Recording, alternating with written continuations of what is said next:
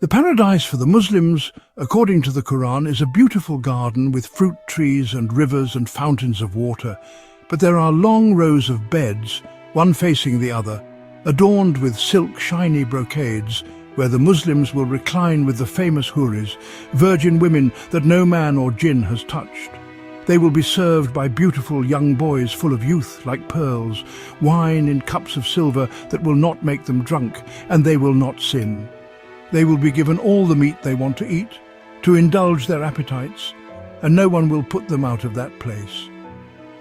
The emphasis on beautiful women that have never been touched by men or jinn indicates that these women will be absolutely theirs.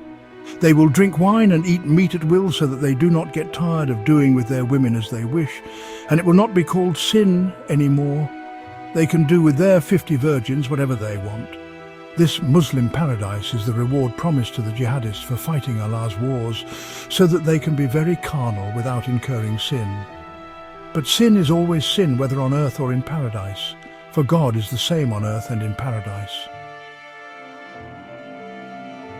It should be noticed that the Muslim paradise is for the ones that die, pleasing Allah, and they think it is in heaven with no animals, just the gardens, the virgins, the young boys and plenty of food. Paradise in Judaism takes a different form. It is called the Gan Eden, where the men will be sitting under the fig tree, drinking the produce of the vine, in peace and harmony with nature and in the presence of God. For them, it is not a going to heaven, but bringing heaven down to earth.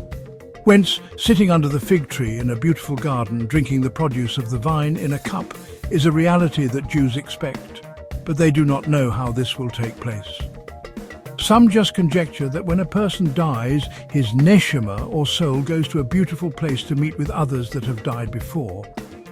But this place is for the righteous Jews that lived righteously doing good, because for the bad, the murderers, etc., their place is in the Gehenna or hell. A lot of guessing around these thoughts in Judaism. Nevertheless, Isaiah left in his chapter 65 verses 17 to 25 a very compelling view of paradise. For behold, I create new heavens and a new earth, and the former things shall not be remembered or come into mind, but be glad and rejoice forever in that which I create. For behold, I create Jerusalem a rejoicing, and her people a joy. I will rejoice in Jerusalem, and be glad in my people. No more shall be heard in it the sound of weeping and the cry of distress. No more shall there be in it an infant that lives but a few days, or an old man who does not fill out his days. For the child shall die 100 years old, and the sinner 100 years old shall be accursed. The wolf and the lamb shall feed together, the lion shall eat straw like the ox. They shall build houses and inhabit them. They shall plant vineyards and eat their fruit. They shall not build and another inhabit. They shall not plant and another eat. For like the days of a tree shall the days of my people be, and my chosen shall long enjoy the work of their hands. They shall not labor in vain or bear children for calamity, for they shall be the offspring of the blessed of the Lord, and their children with them.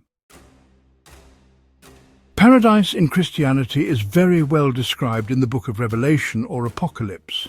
It is what is called the New Jerusalem. It is in heaven now, and it will be materialized on earth when all the prophecies of the Apocalypse are fulfilled.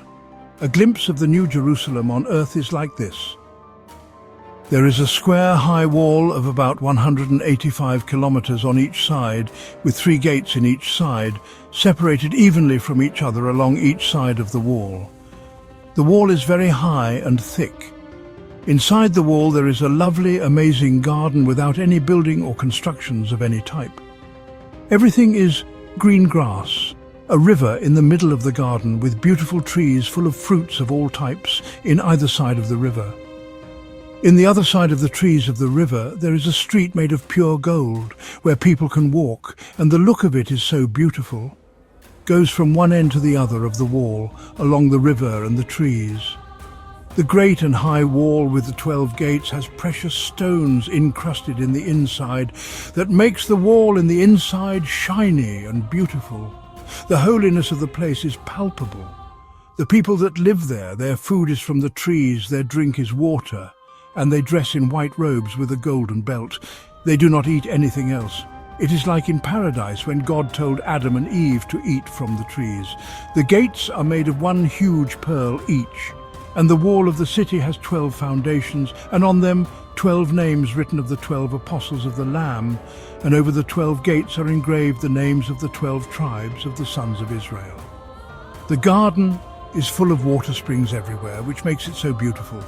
And many trees all over the place. All the people that live there are holy people, the ones that are inside this garden. They sing praises to God. Children, women and men, all dress in white long robes with lovely smiles of happiness in their faces. This is the place where God and the Lamb live with his people.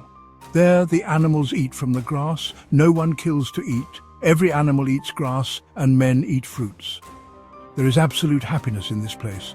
The nations that still live outside of this place bring to this New Jerusalem their gold and precious stones, and they will be able to eat from the leaves of the trees to heal them, since they are sick. Its gates shall never be closed, but no one who is impure will be able to enter there. Only those written in the scroll of life of the Lamb will be able to enter there. Happiness on earth. There will be no more crying or mourning because the old things have passed.